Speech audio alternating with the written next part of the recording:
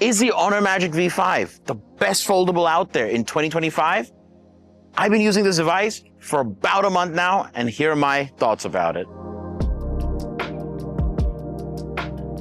After 40 days of daily use, the build quality of the Magic V5 still impresses me. The hinge feels solid with no wobble, and the opening and closing the phone remains smooth and satisfying. The frame hasn't shown scratches despite going caseless most of the time, and the back panel still looks pristine. More importantly, the crease in the inner display is barely noticeable in everyday use.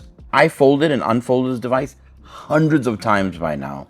Slipped it in and out of pockets, and it still feels every bit as premium and durable as the first day I got it out of the box. The main foldable display continues to be the star of the show. It's bright, sharp, and responsive, making everything from multitasking to media consumption enjoyable. It comes with 120 Hz refresh rate and 402 ppi, which is great. It makes the content feel fluid, and outdoor visibility is also good with up to 5,000 nit peak brightness.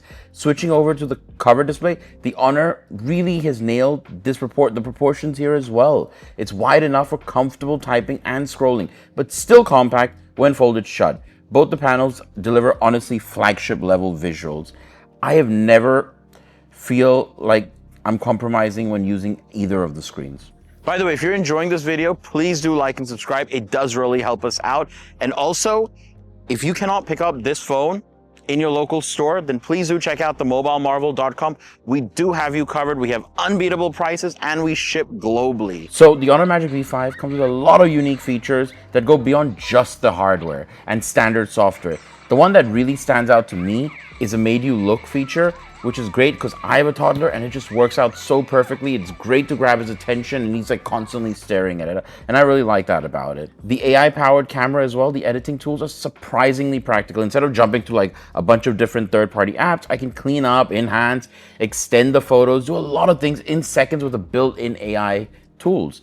Then there's the Magic Portal as well, which intelligently routes content where it needs to go. Whether I'm sharing text or links or images, it cuts down a lot of the steps along the way. In terms of general AI assist, it's spread across the phone, similar to a lot of the other devices, from composing, correcting text, or suggesting actions, and I found it genuinely useful without feeling overbearing, but I would not say this is one of the standout features of this device. There are better options out there like the Samsungs. Again, it does come with stylus support. It's another plus. Pairing the Magic Pen turns this foldable into a compact tablet, ideal for note-taking or sketches if you're an artist. Beyond that, you can also get extra features like IR Blaster. It may sound like a small thing, but being able to control your TVs, ACs, especially in Asia, these ACs are it's really, really nice to have that, or any other device straight from the phone gives that everyday extra utility that I actually do use, surprisingly. Software is where the Honor Magic V5 quietly does shine now. It is one of the better options out there. It's not as good as Samsung. It doesn't have the same level of customization that Samsung offers you, but I think MagicOS has really come into its own over the last year or so. And after 40 days, one of the things I've noticed is how fluid and polished it does feel now. The real highlight is actually in the multitasking. The new layout lets me run 3 apps side by side on the big inner screen, so I can have YouTube, a Notes app, and messaging all active together. On top of that, you can even have a floating window. Adds another layer of flexibility, letting me keep say for an example, a calculator, a calendar, or a chat window floating above the main apps without breaking my workflow. Honor's added plenty of smart software extras too. After more than a month, it honestly feels like a system tuned for a foldable, not just Android stretched out to fit a bigger screen. Now, in terms of battery life, Honor still is one of the leaders in this area. You're getting 66 watt wired, 50 watt wireless, and comes with a 5830 milliamp hour battery. It just lasts a long time. For me, from morning to night, I can't kill the device pretty much, even on a heavy usage day. The camera system has also held up really well. After weeks of testing it, photos are sharp with great detail, color leans natural, and low light results continue to impress for a foldable. Video is stable, smooth, and the AI editing tools I mentioned earlier make post-shoot cleanup super simple. It's not just a great foldable, it's a great camera, period, I would say.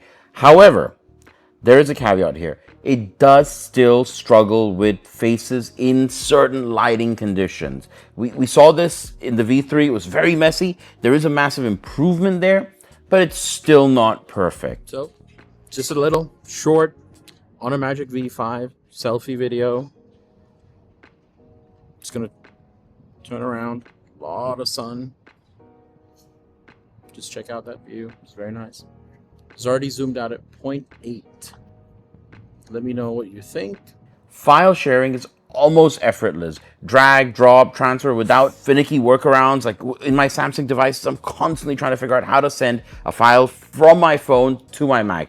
Well, guess what? You can do that here with just one app actually. It's streamlined in a way that makes using the Magic V5 alongside iOS devices or Mac devices surprisingly seamless. Performance has been rock solid as well. With the latest Snapdragon chip, everything from simple navigation to demanding multitasking feels instant. Gaming is kind of really where it does shine, I would say. Using game mode, the phone pushes that performance while keeping thermals sort of generally under control. And the big inner screen makes competitive titles like Call of Duty Mobile awesome and immersive. Finally, after living with the Honor Magic V5 for around 40 days, I can confidently say that this is one of the most refined foldables you can buy right now. The premium build, reliable hinge, and excellent display gives it the foundation of a flagship device. While Honor's unique software features and multitasking tools with like the 3 apps side by side really does unlock the potential of the foldable form factor for me. It has good solid performance, the awesome battery life, and the cameras that are very, very good, especially if you like scenery-like shots. And it doesn't feel like you're making a compromise compared to a traditional flagship in any way or form whatsoever. Of course, no phone is perfect, but the V5 does show how far foldables have come over the years. This feels less today like a novelty and definitely more mainstream and for everybody. If you're considering a foldable, the Magic V5 definitely deserves a serious look.